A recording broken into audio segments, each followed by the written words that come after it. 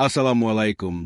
Wahai saudaraku, jangan lupa tinggalkan sholawat di komentar agar hidup penuh berkah dan like video ini agar channel kami terus berkembang. Ketika ijazah Mulyono tokoh politik nasional dan mantan presiden dipertanyakan keasliannya, Bareskrim Polri dan Kopassus turun tangan. Pemeriksaan dilakukan secara transparan tanpa intervensi politik. Terungkap skandal besar, ijazah palsu, rekayasa dokumen, hingga keterlibatan elit pemerintahan. Mulyono akhirnya mengaku di depan publik bahwa ia tak pernah lulus dari UGM dan menyebut nama-nama tokoh kuat di balik rekayasa akademik itu. Sebelum lanjut, jangan lupa subscribe channel kami. Jakarta, pukul 5.32 waktu Indonesia Barat. Langit masih gelap saat pesan itu tiba di kotak masuk redaksi Suara Nasional. Judulnya mencolok, Mulyono tidak pernah terdaftar di Fakultas Kehutanan UGM. Lampiran PDF berisi salinan surat pernyataan dari seorang dosen bernama Dr. M. Soeharjo, lengkap dengan kop surat dan tanda tangan. Tanggalnya menunjukkan tahun 1994. Surat itu ditujukan kepada Dekan Fakultas Kehutanan UGM dan menyatakan bahwa Saudara Mulyono tidak pernah menjadi mahasiswa aktif di bawah bimbingan saya, meski namanya muncul dalam dokumen kelulusan. Tak butuh waktu lama. Dalam waktu 2 jam, surat itu sudah tersebar di media sosial, diunggah oleh akun-akun yang biasa membongkar skandal politik. Nama Mulyono, yang baru saja mengumumkan niatnya untuk maju dalam pemilihan presiden independen, langsung jadi bahan perbincangan nasional. Kami akan bertindak tegas. Pukul 10 WIB, juru bicara Mabes Polri menggelar konferensi pers singkat. Menanggapi laporan masyarakat mengenai dugaan pemalsuan ijazah oleh Saudara Mulyono, Bareskrim Polri akan membuka penyelidikan awal. Kami akan bekerja sama dengan berbagai pihak, termasuk TNI apabila diperlukan, guna memastikan integritas proses ini. Tidak akan ada intervensi. Tak lama berselang, satu pengumuman mengejutkan datang dari Panglima TNI. Kopassus akan membantu proses investigasi demi menjamin keamanan dan kerahasiaan penyelidikan. Banyak pihak mempertanyakan, mengapa pasukan elit negara ikut turun tangan dalam perkara administrasi akademik? Namun orang-orang di balik layar tahu, ini bukan perkara biasa. Di balik sorot kamera, di ruang rapat tertutup di lantai 7 Mabes Polri, Kombes Yuda Prasetyo, perwira penyidik senior Bareskrim, menatap layar laptopnya. Di sana tertera 3 titik lokasi penyimpanan data yang harus segera diamankan. Arsip manual Fakultas Kehutanan UGM. Server digital pusat data akademik di Dijen Dikti. Rumah pribadi Mulyono di Sleman, Yogyakarta. Ada satu hal yang membuatku heran, gumamnya kepada Letkol Infantri Adi Satrio, perwakilan Kopassus yang duduk di seberangnya. Apa itu? Kalau memang surat itu asli, kenapa baru muncul sekarang? Dan kenapa surat itu ditulis tahun 1994, padahal Mulyono baru dikenal publik tahun 2004, 10 tahun setelahnya? Letkol Adi mengangguk. Bisa jadi surat itu sengaja disembunyikan selama ini, atau malah dipalsukan belakangan dan diberi tanggal mundur. Keduanya tahu, jika penyelidikan ini bocor ke media sebelum waktunya, akan ada tekanan politik yang sulit dibendung. Yogyakarta, sore hari itu, tim Bareskrim dan personel Kopassus tiba di Yogyakarta dengan pengawalan tak biasa. Mereka langsung menuju kampus UGM. Di ruang arsip Fakultas Kehutanan, mereka mendapati tumpukan map tua dan registrasi manual dari tahun 1980-an hingga 2000-an. Nama Mulyono ditemukan di dokumen pendaftaran tahun 1987, namun tidak muncul dalam daftar wisuda resmi tahun 1991 atau 1992. Jengkel, kata salah satu staf administrasi yang diperiksa. Nama beliau ada di absensi kelas, tapi tak ada rekam nilai setelah semester kedua. Malamnya, tim menuju rumah lama Mulyono di Sleman, yang kini sudah ditempati keluarganya. Mereka menemukan koper tua berisi dokumen pribadi Mulyono, termasuk fotokopi ijazah yang selama ini dipajang di rumahnya. Tapi yang membuat tim tercengang adalah dokumen lain yang terselip di antara tumpukan itu, sebuah surat rekomendasi akademik dari Dr. M. Soeharjo, bertanggal 1991, menyatakan bahwa Mulyono telah menyelesaikan tugas akhir secara lisan namun belum menyerahkan naskah skripsi tertulis. Ini bertentangan dengan surat tahun 1994 yang viral itu, gumam Kombes Yuda. Rekaman lama yang mengguncang. Keesokan harinya, Ditjen Dikti menyerahkan sebuah rekaman wawancara akademik internal dari tahun 2005 yang ternyata belum pernah dipublikasikan. Dalam rekaman itu, Mulyono ditanya oleh jurnalis kampus soal masa kuliahnya. Apa benar Bapak kuliah di Kehutanan UGM? Mulyono tersenyum dan menjawab, saya hanya sempat kuliah sampai semester 6. Setelah itu, saya harus bekerja demi keluarga, jadi saya tak sempat menyelesaikannya. Tapi saya tetap belajar sendiri dan mengambil ujian secara informal, dan akhirnya dapat surat penyelesaian. Rekaman itu membuat semua pihak terdiam. Bila benar Mulyono hanya sampai semester 6, bagaimana mungkin ia bisa punya ijazah S1 lengkap? Politik mulai bergerak. Hari ketiga, suasana semakin panas. Di media sosial, tagar ijazah Mulyono palsu dan transparansi untuk negeri jadi trending. Di belakang layar, beberapa tokoh politik mulai menunjukkan tanda-tanda gerah. Seorang pejabat Kementerian Pendidikan diam-diam menghubungi staf Bareskrim, menawarkan bantuan mediasi agar penyelidikan tak dilanjutkan ke publik. Kombes Yuda menolaknya mentah-mentah. Dalam rapat bersama Kopassus dan tim penyidik, ia berkata, kalau kita mundur sekarang, kita bukan aparat penegak hukum, kita cuma pion politik. Letko Adi menambahkan, dan Kopassus tidak pernah digerakkan hanya untuk hal kecil. Kalau kami sudah ikut turun, artinya ada ancaman yang lebih besar dari sekadar ijazah. Mereka mulai menyusun skenario kemungkinan. Jika ijazah palsu, siapa yang membuatnya? Jika asli, siapa yang memalsukan narasi bahwa Mulyono tak pernah kuliah? Dan yang paling penting, siapa yang bermain di balik semua ini? Suara dari bayang-bayang. Malam itu, sebuah email anonim masuk ke kotak masuk tim investigasi. Jika kalian ingin tahu siapa yang sebenarnya menyusun dokumen palsu itu, cari orang yang pernah mengurus beasiswa luar negeri anak Dr. M. Suharjo. Semua berawal dari situ. M. Siapa M? Mungkinkah M adalah Mulyono sendiri? Atau justru seseorang yang ingin membongkar konspirasi dari dalam? Jakarta kembali gempar ketika seorang pengacara senior mengajukan permintaan resmi kepada Mahkamah Konstitusi untuk menunda proses pendaftaran calon presiden hingga investigasi ijazah Mulyono selesai. Sementara itu, Mulyono sendiri belum muncul ke publik sejak kasus ini mencuat.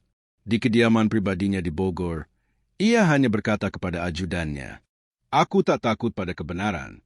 Tapi aku takut jika yang benar sengaja disamarkan demi menutupi kebohongan yang lebih besar." Lalu ia menutup jendela, menatap langit malam yang mulai menggelap. Sebuah badai besar sedang bersiap menghantam fondasi negeri. Hari keempat setelah surat misterius itu mengguncang jagat politik Indonesia, sebuah operasi gabungan antara Bareskrim Polri dan Kopassus resmi dimulai. Nama sandinya, Operasi Kebenaran.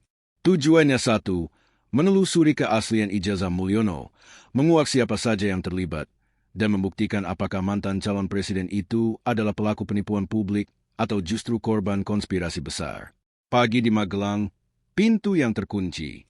Di sebuah rumah tua di lereng Gunung Tidar, Magelang, pasukan khusus dari Kopassus mengepung diam-diam bangunan bercat putih yang tampak usang. Informasi dari intelijen menyebutkan bahwa Dr. M. Suharjo, dosen yang namanya tertera dalam 2 surat kontradiktif, bersembunyi di sana dengan pengawalan orang-orang berpakaian sipil bersenjata. Letko Infantri Adi Satrio memberi aba-aba. Dalam hitungan detik, pintu jebol. 3 orang diamankan. Dan benar saja, di dalam kamar belakang, duduk seorang lelaki tua berkacamata tebal, tangannya gemetar. Dr. M. Suharjo, tanya Letko Adi. Lelaki itu mengangguk perlahan. Ada yang mengancam Bapak? Lelaki itu diam, tapi matanya berkata lebih banyak dari mulutnya. Ia tahu sesuatu yang tak semua orang boleh tahu. Kesaksian yang tertahan. Di markas sementara di Magelang, tim gabungan langsung menginterogasi Suharjo. Setelah diberi jaminan perlindungan hukum dan pengamanan keluarga, ia mulai berbicara. Saya memang pernah menjadi dosen pembimbing Mulyono, katanya dengan suara pelan. Tapi dia tak pernah menyelesaikan skripsinya. Kami berhenti di bab 3. Saya ingat betul karena dia sangat cerdas, tapi sibuk bekerja untuk membiayai keluarganya. Lalu bagaimana dengan surat tahun 1991 yang menyatakan bahwa Mulyono menyelesaikan tugas akhir secara lisan?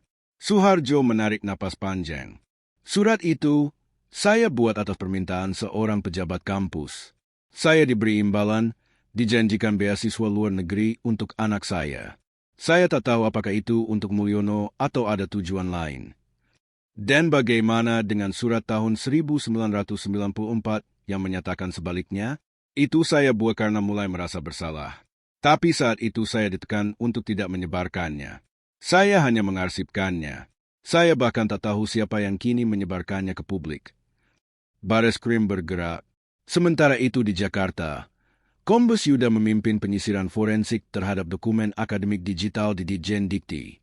Tim IT menemukan bahwa entry data kelulusan atas nama Mulyono baru masuk sistem pada tahun 2007, belasan tahun setelah Mulyono disebut lulus. Ini manipulasi, kata penyidik forensik. Data itu dibagdata dengan kode admin tingkat tinggi. Ini bukan kerjaan sembarang staf. Satu nama muncul sebagai pemilik akun dengan akses tersebut, Dr. Hermawan S., mantan Kepala Pusat Data Pendidikan Tinggi yang sudah pensiun tahun 2015 dan kini menetap di Singapura. Sinyal merah pun menyala. Skandal ini ternyata lebih dalam dari dugaan. Mulyono membuka suara.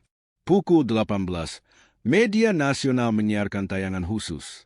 Mulyono akhirnya bicara dari rumahnya di Bogor, ditemani pengacaranya. Saya tidak pernah menyogok dosen, tidak pernah memalsukan ijazah. Saya percaya kebenaran akan muncul. Jika ternyata saya menjadi korban sistem pendidikan yang korup, saya siap menghadapi apapun. Tapi jika saya difitnah untuk menjatuhkan reputasi saya, maka ini bukan hanya soal ijazah. Ini soal martabat bangsa. Pidatonya mencetak dua kutub di publik. Sebagian memujinya sebagai negarawan tangguh.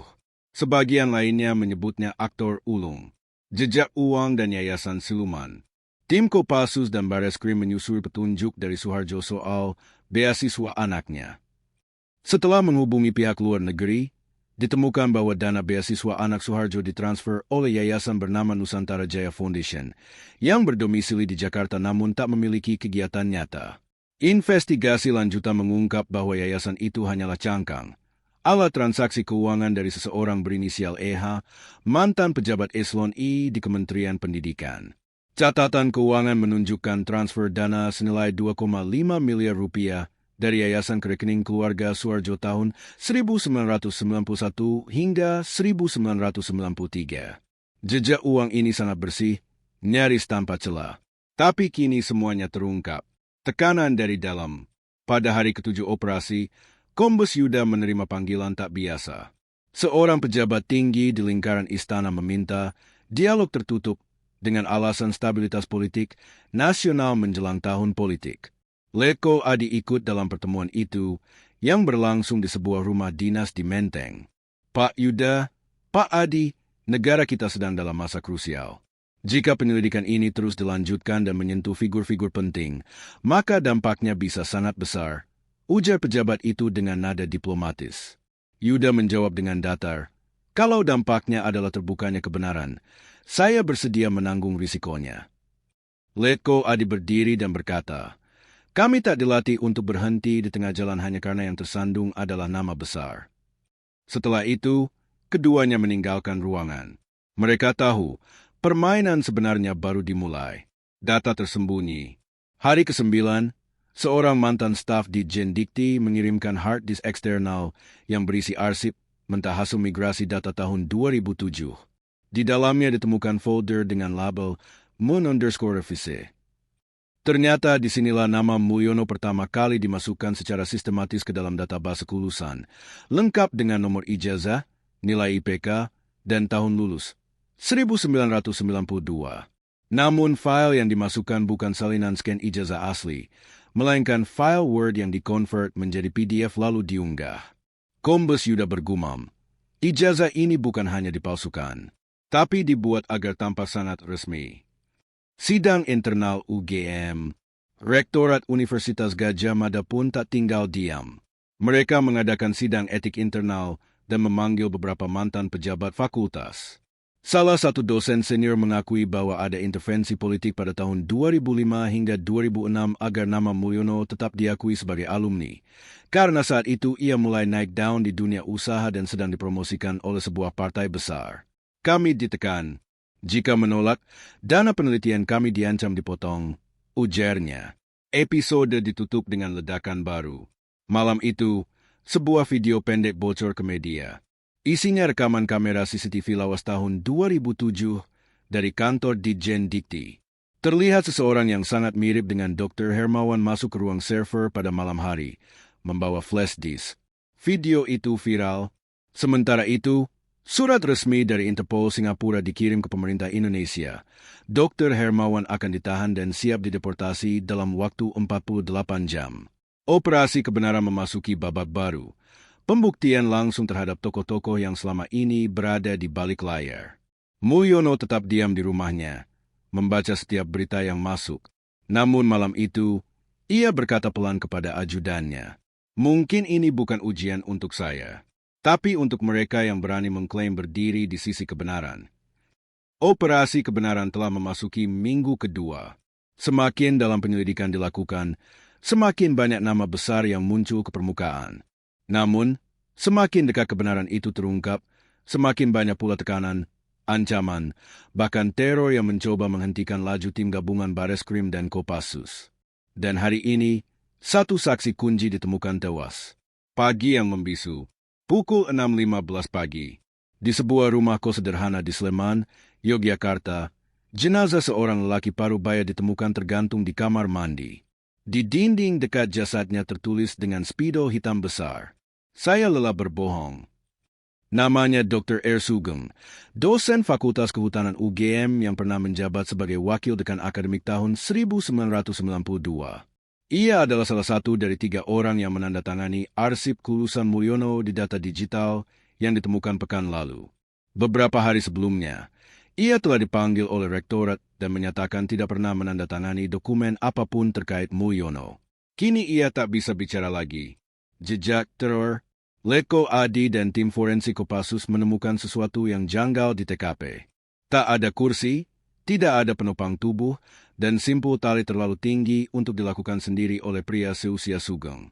Pemeriksaan laptop pribadi menunjukkan file dokumen Word yang terakhir dibuka berjudul Surat Kebenaran Final. Namun file itu sudah terhapus. Beruntung, unit digital forensik mampu memulihkannya. Isinya mengejutkan. "Saya menyatakan bahwa saya tidak pernah menandatangani kelulusan Mulyono. Nama saya dicatut oleh bagian administrasi atas perintah langsung dari pejabat pusat. Nama yang disebut sebagai pemberi perintah, EH. Reaksi UGM dan kepanikan rektorat. Kematian Sugeng menciptakan badai internal di Universitas Gadjah Mada. Mahasiswa melakukan aksi diam serentak dengan mengenakan pita hitam bertuliskan "Cari Kebenaran". Rektor UGM mengeluarkan pernyataan resmi. UGM berkomitmen penuh terhadap transparansi dan kebenaran. Kami tidak akan melindungi siapapun, bahkan jika itu melibatkan nama besar. Kematian Dr. Sugeng bukan akhir, melainkan awal dari penyucian sejarah kami. Namun di balik layar, suasana rektorat mencekam. 2 pejabat senior fakultas memilih mengundurkan diri. Salah satunya diketahui telah menerima fasilitas rumah dinas dari yayasan milik EH sejak 1994. Pemeriksaan Dr. Hermawan. Di markas Bareskrim, Jakarta, Dr. Hermawan akhirnya mendarat setelah diekstradisi dari Singapura. Ia tak sendiri. Pengacaranya, seorang figur hukum ternama, mendampingi dan langsung menuntut agar proses dilakukan secara terbuka agar tidak dipolitisasi. Pemeriksaan berlangsung selama 11 jam. Berikut adalah penggalan pengakuannya. "Ya, saya masukkan data nama Mulyono ke sistem. Saya menerima perintah dari kementerian. Saya hanya eksekutor. Siapa yang menyuruh? Bukan kapasitas saya untuk menyebut. Tapi saya tak bisa menyangkal bahwa semuanya dimulai dari keinginan agar calon pemimpin masa depan tampak bersih tanpa celah." Pernyataan ini langsung memicu spekulasi bahwa ada tokoh politik tingkat tinggi yang mendesak rekayasa ijazah Mulyono sejak awal. Siapa tokoh di balik bayangan? Kombes Yuda menggelar rapat terbatas dengan unit intelijen TNI. Berdasarkan data komunikasi tahun 2005 hingga 2007, ditemukan catatan pembicaraan antara EHA dan seorang menteri aktif kala itu, yang sekarang menjabat sebagai Ketua Partai Nasional Rakyat Indonesia, PNRI, partai tempat Mulyono bernaung dulu. Dalam transkrip itu, terdengar dialog. Kalau kita ingin dorong Mulyono 2024, semua datanya harus bersih. Urus itu, jangan sampai ada celah. Nama menteri itu disamarkan dengan kode Mentari 7 dalam dokumen rahasia yang disusun tim. Titik balik, pengakuan keluarga Sugeng. Istri almarhum Dr. Sugeng, Ibu Sulastri, akhirnya angkat bicara di hadapan media. Dengan suara bergetar ia berkata, "Suami saya sudah 3 bulan terakhir gelisah. Beberapa kali dia mengatakan, apa aku akan mati karena jujur? Dia menerima amplop kosong di bawah pintu, SMS ancaman, dan motor kami sempat disabotase. Tapi ia selalu berkata, lebih baik mati membawa kebenaran daripada hidup dengan kebohongan." Publik tersentak. Kematian Sugeng tak lagi dianggap bunuh diri, tapi pengorbanan untuk integritas. Tim khusus Presiden turun tangan. Presiden RI akhirnya mengumumkan pembentukan Tim Independen Kebenaran Nasional, terdiri dari tokoh akademik, mantan Hakim Agung, dan perwakilan dari LSM Anti Korupsi. Mereka diberi mandat menyelidiki seluruh proses kelulusan Mulyono dan peran tokoh-tokoh politik. Pernyataan Presiden menyebut, "Kita harus akui, bangsa yang besar adalah bangsa yang mampu melihat kesalahan masa lalu, bukan menutupinya. Jika kita ingin pemimpin bersih, maka pendidikan harus jadi fondasi yang tak ternoda." Mendengar ini, berbagai pihak yang semula diam mulai buka suara. Satu demi satu, fakta dan kesaksian mengalir masuk. Mulyono menemui ibunya. Di tengah badai, Mulyono memutuskan kembali ke kampung halamannya di Temanggung, Jawa Tengah. Ia mendatangi rumah ibunya yang sudah renta, jauh dari sorotan kamera. Dalam percakapan yang direkam diam-diam oleh seseorang, terdengar suara lirih sang ibu. "Nak, kalau itu ijazah palsu, bilang saja, ibu tetap sayang kamu. Tapi jangan hidup dalam kebohongan terus." Mulyono terdiam lama. Ia menggenggam tangan ibunya, tapi tak menjawab sepatah kata pun. Rekaman itu menyebar, dan publik mulai bertanya, diam Mulyono adalah pengakuan? Satu nama lagi, hari ke-15. Tim digital Bareskrim menemukan email transkripsi yang berhasil dibuka oleh unit siber. Isinya, komunikasi internal antara EHA, Dr. Hermawan, dan seseorang bernama Dr. Tania Wirasakti. Ternyata Tania adalah mantan sekretaris pribadi Rektor UGM periode 1990-an dan kini menjadi anggota DPR dari Komisi X. Dalam email itu tertulis, "Surat asli 1994 jangan disebar. Kalau sampai keluar, semuanya runtuh. Saya simpan di brankas Yayasan Citra Nusantara." Itulah surat yang dulu diketik oleh Dr. Suharjo, yang menyatakan Mulyono tidak pernah menyelesaikan skripsi. Brankas yang dibuka, Kopassus bersama jaksa dan penyidik mendatangi kantor Yayasan Citra Nusantara. Dengan surat izin penggeledahan dari pengadilan, mereka membuka brankas utama. Di dalamnya, terdapat sebuah map berwarna merah darah. Isinya, surat asli, bertanda tangan basah, tertanggal 12 Mei 1994, ditulis oleh Dr. M. Suharjo, lengkap dengan paraf 3 saksi dosen. Surat itu menyatakan, "Saya, M. Suharjo, menyatakan bahwa mahasiswa atas nama Mulyono tidak menyelesaikan tugas akhir dan tidak layak dinyatakan lulus pada tahun akademik 1992. Tanda tangan dan stempel kampus otentik. Tak terbantahkan." Kombes Yuda menatap surat itu dan berkata lirih, "Ini bukan lagi soal ijazah. Ini soal arah bangsa. Kebenaran bukan hanya soal data. Ia adalah nyawa, suara yang berusaha disenyapkan, dan sejarah yang ingin dilupakan." Namun dalam kasus Mulyono, satu persatu tabir mulai terbuka. Apa yang selama ini dianggap rumor kini menjadi fakta yang tak bisa dibantah. Dan dalam kegelapan birokrasi, muncul satu cahaya dari sosok yang tak pernah disangka, Dr. Tania Wirasakti. Brankas rahasia, kunci konspirasi. Di ruang penyimpanan Yayasan Citra Nusantara, surat asli Dr. Suharjo membuat efek domino. Surat itu telah disimpan hampir 3 dekade, jauh dari jangkauan rektorat, mahasiswa, bahkan arsip nasional. Letko Adi dari Kopassus memastikan keaslian tinta, kertas, dan tanda tangan dengan laboratorium forensik militer. Hasilnya, tinta berasal dari pabrik yang berhenti produksi tahun 1998. Kertas dari batch yang digunakan UGM tahun 1994. Tanda tangan 100% asli. Tak ada lagi ruang untuk penyangkalan. Mulyono tidak pernah lulus. Sidang terbuka DPR. Pengakuan yang mengguncang. Komisi 3 DPR memanggil tokoh-tokoh utama dalam pusaran kasus ini. Sorotan tertuju pada Dr. Tania Wirasati, anggota DPR dari fraksi yang selama ini mendukung Mulyono secara terang-terangan. Ia datang dalam balutan baju hitam polos. Wajahnya tegas. Tak ada pendamping hukum. Di hadapan publik, ia mengatakan, "Saya menyimpan surat itu karena saya diperintah. Tapi hati nurani saya tak bisa lagi diam. Mulyono adalah sahabat saya. Tapi negara ini lebih penting dari persahabatan." Tania menyebut dua nama sebagai inisiator pemalsuan ijazah, EH dan seorang mantan Menteri Pendidikan berinisial SR. Mereka, menurut Tania, memerintahkan rekayasa data akademik Mulyono agar jalur politiknya aman dari serangan oposisi saat menjabat sebagai Menteri Kehutanan tahun 2014. Kemarahan rakyat. Video pengakuan Tania viral dalam hitungan menit. Di media sosial, tagar ijazah bohong dan hukum tanpa diskriminasi menjadi trending nomor 1. Mahasiswa UGM, UI, ITB, hingga kampus-kampus daerah turun ke jalan. Bukan hanya soal Mulyono, tapi soal integritas sistem pendidikan dan hukum. Salah satu orator berteriak, "Jika Mulyono bisa naik tanpa ijazah, lalu apa arti perjuangan kami menyelesaikan skripsi, ujian, dan tesis? Jangan biarkan kebohongan menjadi tiket menuju kekuasaan." Mulyono bungkam, tapi bergerak. Mulyono belum memberikan pernyataan resmi. Namun sebuah pergerakan tak biasa muncul. Tim hukumnya menyebarkan ancaman somasi ke 14 media nasional yang menuliskan bahwa ijazahnya palsu. Tim Bareskrim mencium adanya upaya membersihkan jejak digital dan mengintimidasi saksi. Dua aktivis yang mengunggah hasil investigasi independen dilaporkan ke polisi oleh ormas pendukung Mulyono. Letko Adi memberi peringatan.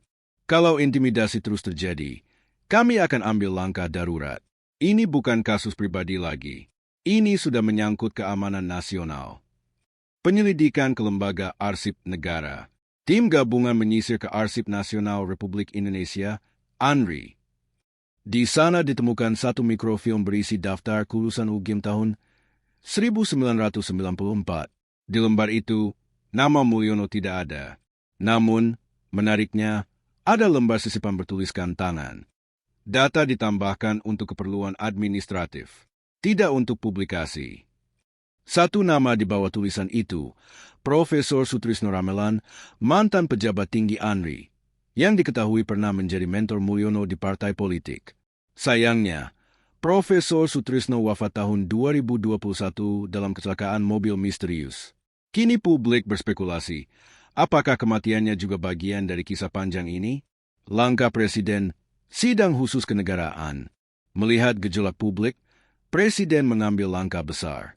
Dalam sidang istimewa di Istana Negara, ia menyatakan, "Saya perintahkan investigasi total terhadap semua pejabat yang terlibat dalam manipulasi data pendidikan, termasuk dalam kabinet saya sendiri. Tak ada yang kebal hukum."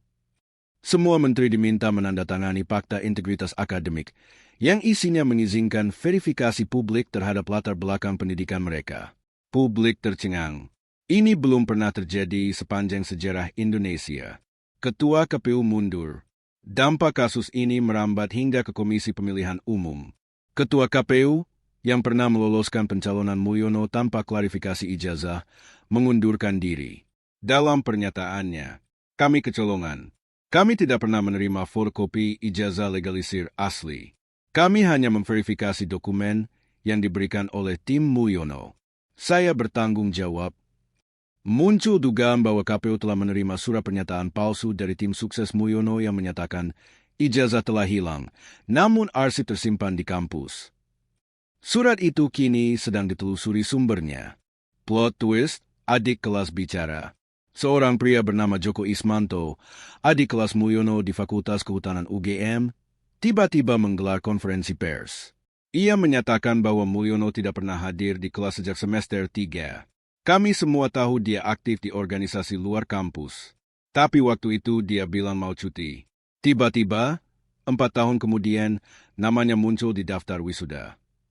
Joko juga menyebutkan bahwa ada isu internal saat itu, adanya 3 nama mahasiswa hantu yang muncul di daftar kelulusan mendadak. Salah satunya adalah Mulyono. Informasi ini sedang divalidasi. Surat terakhir Dr. Suharjo, istri almarhum Dr. Suharjo, yang menulis surat kebenaran tentang Mulyono, menyerahkan sebuah amplop coklat tua yang selama ini disimpan. Isinya, surat tulisan tangan yang menyatakan ia dipaksa merevisi data kelulusan oleh utusan dari pusat. Catatan kecil berjudul 3 Mahasiswa Pulse Project 94. Daftar nama dan kode. MLY 02 Mulyono. ARH 03. DNW 05. Tim Bareskrim kini memburu 2 nama lain tersebut. Diduga mereka juga adalah tokoh publik. Konferensi pers terakhir, Kombes Yuda. Di hadapan kamera, Kombes Yuda menyampaikan dengan serius, kami akan mengajukan pasal pidana pemalsuan dokumen, penyalahgunaan kekuasaan, dan rekayasa sistem informasi negara. Proses ini tidak akan berhenti hanya pada Mulyono. Semua yang terlibat, dari dosen hingga politisi, akan dimintai pertanggungjawaban. Dan untuk pertama kalinya, ia menyebut nama.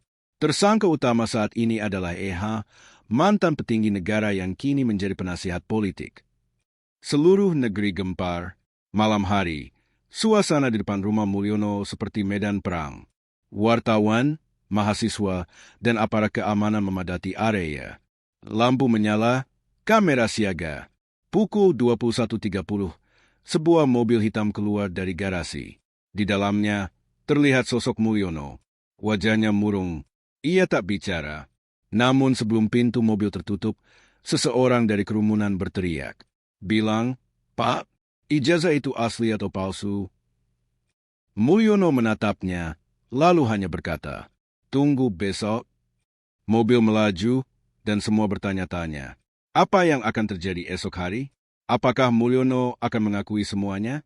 Atau justru menyiapkan kejutan baru yang mengguncang Republik ini? Langit Jakarta kelabu, seolah tahu hari ini akan menjadi sejarah kelam bangsa. Gedung Mahkamah Konstitusi dipenuhi aparat, awak media, dan masyarakat sipil. Disinilah, untuk pertama kalinya dalam sejarah Indonesia, seorang tokoh besar politik akan dimintai keterangan secara langsung dan terbuka di bawah sumpah. Mulyono. Hari itu disebut oleh media sebagai Hari Pengakuan Nasional. Pukul 9, Mulyono tiba. Dengan jas kelabu tua dan wajah yang terlihat lebih tirus, Mulyono melangkah ke ruang sidang. Tidak ada pengacara di sisinya. Ia memutuskan untuk bicara sendiri.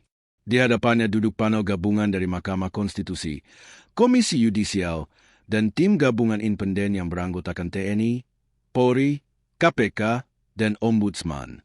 Jutaan rakyat menyaksikan melalui siaran langsung nasional. Ketua panel membuka sidang dengan satu kalimat yang memaku udara.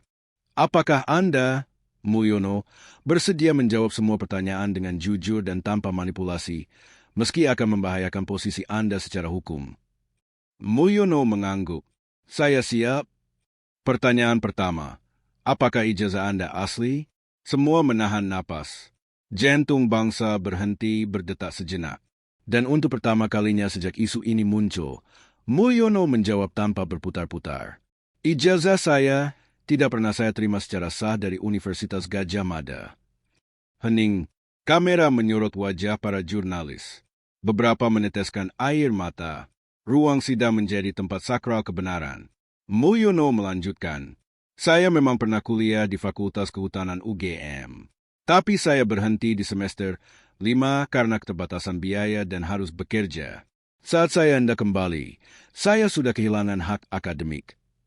Namun saat karir politik saya naik, saya didatangi seseorang yang menawarkan solusi.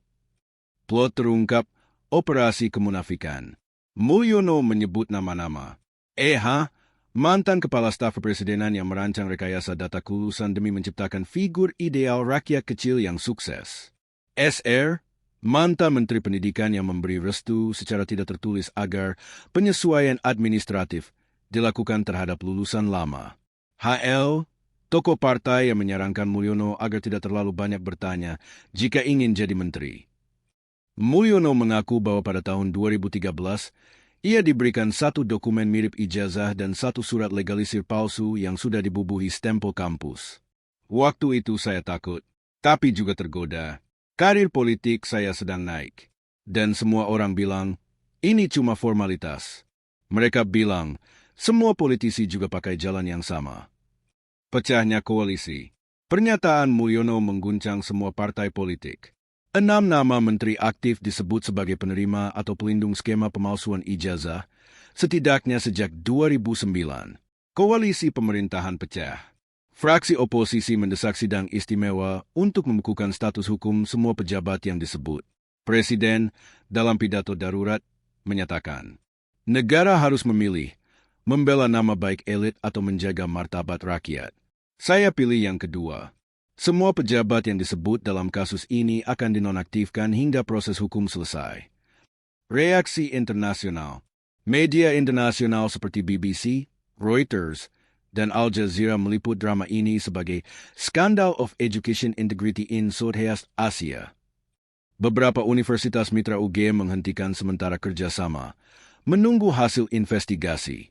World Bank, yang terlibat dalam proyek pendidikan tinggi di Indonesia, meminta transparansi total dan membekukan sebagian dana hibah. Kisah pribadi Mulyono, air mata seorang ayah. Setelah pengakuan publik, Mulyono memberikan wawancara terakhir sebelum resmi ditahan.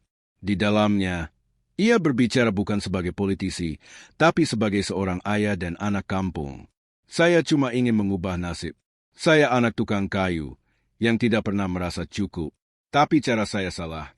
Saya ingin minta maaf, terutama pada anak-anak muda yang percaya bahwa kerja keras dan kejujuran adalah jalan. Wawancara itu viral dengan respons beragam. Ada yang memaafkan, ada yang semakin marah. Tuntutan hukum dan nasib Mulyono. Jaksa Agung resmi mengajukan tuntutan. Pasal 263 KUHP tentang pemalsuan dokumen, ancaman 6 tahun. UU Tipikor Pasal 12 tentang penyalahgunaan jabatan, ancaman 20 tahun. UU Sistem Pendidikan Nasional tentang pelanggaran administratif akademik, sanksi tambahan. Namun karena kerjasama, Mulyono mendapatkan status Justice Collaborator yang memperingan hukumannya.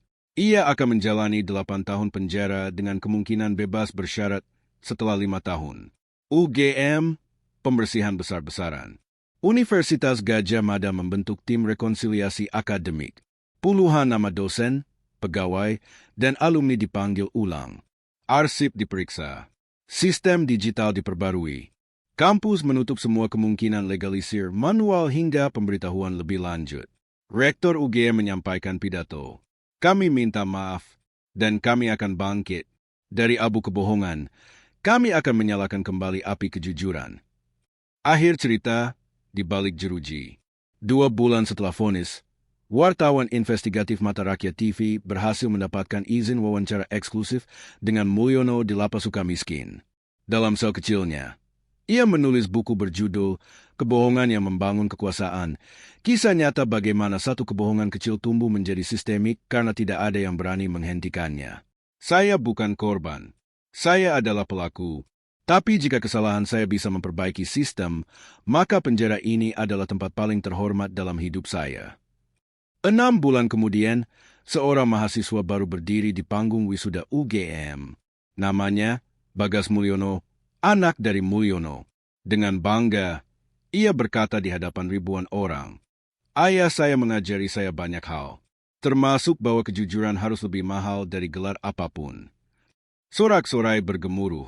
Sebuah simbol bahwa meskipun bangsa ini pernah jatuh karena kebohongan, ia masih punya harapan untuk bangkit dengan kebenaran.